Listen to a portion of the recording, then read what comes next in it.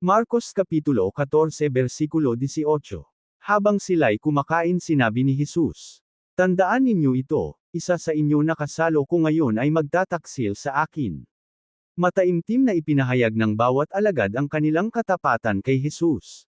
Habang magkakasama silang kumakain sa loob ng maginhawa at ligtas na silid kasama ang Panginoon, hindi lubos maisip ng mga alagad na sila ay mag-uurong sulong sa kanilang katapatan sa Panginoong Hesus.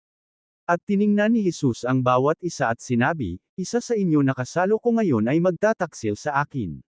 Ngunit bakit nangyari na ang ganoon kalapit at kalalim na sandali habang kasama nila ang tagapagligtas ay nauwi kaagad sa pagkakanulo at kabiguang espiritual?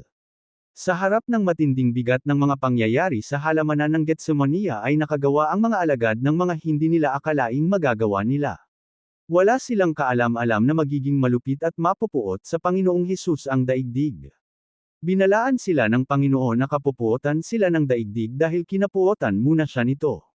Kapag tayo ay nasusukol sa kagipitan ay gumagawa ang ating mga puso ng mga bagay na hindi inaasahan na katulad ng mga nangyari sa mga alagad.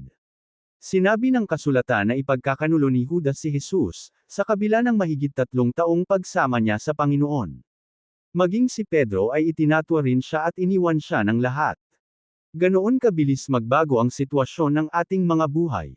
Mula sa kasiguraduhan at katahimikan patungo sa marahas na katotohanan.